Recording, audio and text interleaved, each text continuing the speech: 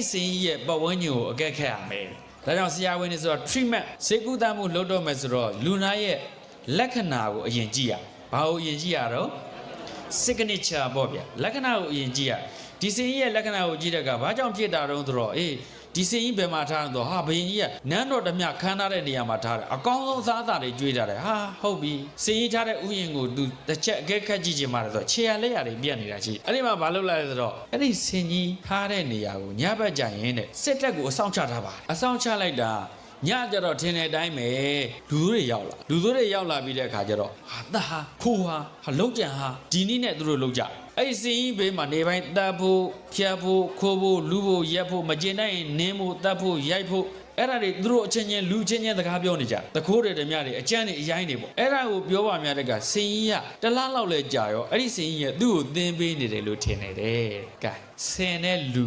ဘသူကအသိဖို့ရှိတယ်မိဘတွေသဘောပေါက်လားဖုန်းပြောတာဒီတယ်လီဖုန်းထဲကသူတို့ကလေးတွေကိုရိုင်းအောင်သင်ပေးနေတယ်မိဘဆရာသမားတွေကိုတော်လှန်ရေးအောင်သင်ပေးနေတယ်ရိုင်းဆိုင်အောင်သင်ပေးနိုင်တယ်တရားတော်ရောက်အမုန်းပွားအောင်သင်ပေးနိုင်တယ်အညိုးကြည့်အောင်သင်ပေးနိုင်တယ်မကျင်မနဲ့တဲ့စိတ်တွေအားကြည့်အောင်လုပ်ပေးနေတယ်မကျင်တဲ့အတိုင်းလက်သားချေသူတဲ့စိတ်တွေကိုသင်ပေးနေတယ်အဲ့တော့လူနဲ့ဆင်ဘသူကသင်ဦးဖို့မြန်လဲလူကသင်ဦးဖို့မြန်တာပေါ့အခုစင်ကြီးရိုင်းမသွားဘူးလားလူတွေပြောတာကိုဆင်လို့ခေါ်တဲ့လိမ့်ဆန်ကြီးတောင်မနဲ့နေသားတူကကြားမှများတဲ့အခါငါသင်းနေတယ်လို့ထင်ပြီးတော့အဲ့ဆင်လိမ်မာကြီးရဲ့တခါတည်းရိုင်းသွားလိုက်တာအကြောင်းရှိတယ်ဟောဒီအကြောင်းကဘယ်ကလာလဲဆိုနန်းတော်တွေကလာနန်းတော်တွေကဘလို့လာလဲဆိုတော့အိမ်ရှိမင်းကသူကအာနာလိုချင်တာလေအာနာလိုချင်တဲ့အခါကျတော့ဘယင်ကြီးကိုမလုတ်ကြံရဲဘူးလေအဲ့တော့ဘယင်ကြီးအမျက်တနိုးထားတဲ့ဘယင်ကြီးဘဲသွားစီးတဲ့ဆင်ကြီးကိုရိုင်းအောင်လုပ်လိုက်ရင်ဆင်ကြီးကဘယင်ကြီးစီးသွားပြီဆိုတာနဲ့ဆင်မောနေဆွဲချပြီးတော့ဒီစင်ကြီးကနင်းမယ်တက်မယ်ရိုက်မယ်အဲ့ဒါဆိုလက်သာပြောက်လေအဲ့လိုလုပ်တဲ့အခါကျတော့ဘယင်ကြီးရဲ့အချစ်လှစွာသောစင်ကြီးကိုရိုင်းအောင်အိမ်ရှင်မင်းကနေလူဆိုးတွေနဲ့တိုင်ပင်ပြီးတဲ့အခါကျတော့ဥယျာဉ်ထဲမှာရိုင်းအောင်လုပ်ပြတယ်ဟာဇက်တော်မှာနော်မီးလာမှုကသက်မှာငါသက်မှာပါတယ်ရည်ရွယ်ချက်ရှိနော်ဒါကြောင့်ဘုံဘုံတို့စဉ်းစားတယ်လူငယ်တွေကိုရိုင်းအောင်ဘယ်သူလုပ်နေတာလဲ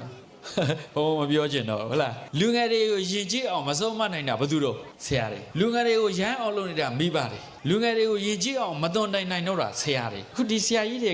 ကသွန်တင်နိုင်လို့ယဉ်ကျေးအောင်ဆုံးမနိုင်လို့ဒီနေ့ဒီဒေသကလူတွေကဒါဘုံဘုံရောက်အောင်ခေါ်ပြီးတော့တို့ဆရာပူဇော်ပွဲမိဘဆရာသမားတွေရဲ့ကျေးဇူးကိုသိတော့ကျွန်တော်တို့ဆရာကြီးကသင်ခဲ့ဘုံဘုံမူလာနန်းတော်ကဆရာကြီးဥဟန်တင်တယ်ဘုံဘုံအမြဲတမ်းဆရာကြီးရဲ့ဂုဏ်ကျေးဇူးကိုအမြဲတမ်းပြောပါကျောင်းအုပ်ကြီးဆရာကြီးကဘုံဘုံတို့ပြည်သူနေတိတင်တယ်သူကကျောင်းအုပ်ကြီးပါ assembly CB ဆိုတာနဲ့ assembly ရှင်းပါမင်းတို့ရေတောက်ရင်ဘယ်လိုတောက်အိမ်သာတက်ကဘယ်လိုတက်ရမလဲကွာကျောင်းလာရင်ဘယ်လိုလာရမလဲကွာကျောင်းပြန်ဘယ်လိုပြန်ရမလဲကွာကျမ်းမာရေးမကောင်းအိမ်ထိလာမေးတယ်ဘုံဘုံကကျောင်းပို့တယ်အိမ်ထိလာပြီးတော့တကယ်ကိုနေမကောင်းတာဟုတ်လားလို့လာပြီးမေးတယ်ချော့ပြူပြီးတော့ဘုံဘုံကိုကျောင်းရောက်အောင်ခေါ်သွားရေတောက်တာသာရေခွက်ကိုကွာမင်းဒီလိုငုံမတော့ဘူးကွာရေတောက်တယ်ဆိုရေခွက်လေးကိုဒီနဲ့နှက်ခမ်းလေးကပ်ပြီးဒီလိုတောက်ရတယ်ကွာအများတောက်တဲ့ခွက်မင်းဒီလိုငုံတောက်လိုက်ရင်ယောဂပိုးတွေကုမှာပေါ့ကွာဟောပြည်သူနေတိနော် assembly စီတော့အမြဲတမ်းပြောတယ်အဲ့ဒီဆရာကြီးအခုအသက်80နီးပြီရှိအခုချိန်ဒီဘုံဘုံတော့ဆရာကြီးကိုယူသေးနေရတာဘုန်းကြီးဖြစ်တယ်ဦးစင်းနဲ့ရွာလူတွေကဘာပဲပြောတဲ့သင်္ကန်းယုံကြွဖေ။စွန့်ခံကြွတာတပည့်တော်အားပေးတယ်ဖေ။ဟောဘုံဘုံတို့စွန့်ခံကြွရမယ်ကိုတော်စွန့်ခံကြွသလား။ဘာသင်္ကန်းယုံတာဝီနီးထိုးလားနဲ့ဘသူတွေပါပြောဖေရတယ်ဘုန်းကြီးတပည့်တော်အဲ့ဒါကြီးညိုတယ်ဆရာကြီးကြီးညိုအောင်နေရတာခုချိန်ဒီဘုံတို့ဆရာကြီးတွေကိုလေးစားနေရတာမယ်ဆရာကြီးရဲ့ပါဝါနော်စာသင်မပေးခဲ့ဘူးassembly မှာဘုံဘုံတို့ပြည်သူနေသည့်အချိန်ပိုင်းလေးဟောပေးတဲ့ဆရာဒီနေ့ခေတ်ဆရာတွေက assembly ဆိုလဲနည်းနည်းအားနည်းသွားပြီထင်တယ်အပြစ်တော့အများကြီးမပြောချင်ဘူးဟုတ်လားနည်းနည်းအားနည်းသွားပြီထင်တယ်နော်အဲ့တော့ဘုံဘုံတို့ကအလုံးမတန်အရေးကြီးပါတယ်လူ့ဘွယ်စီတစ်ခုယဉ်ကျေးတယ်လိမ္မာတယ်ဆိုတာဆရာတွေရဲ့ကျေးဇူးပါလူ့ဘွယ်စီတစ်ခုရိုင်းဆိုင်သွားပြီဆိုဆရာတွေရဲ့စွမ်းရည်နှိမ့်သွားလို့ဒါကြောင့်ဒီနေ့ဘုံဘုံကဆရာတွေမိဘတွေကိုအပြစ်တင်နေတာမဟုတ်ပါဘူးမိဘတွေကသားသမီးတွေကိုချစ်တာနဲ့အလိုလိုက်တာကွဲပြားစေခြင်းနဲ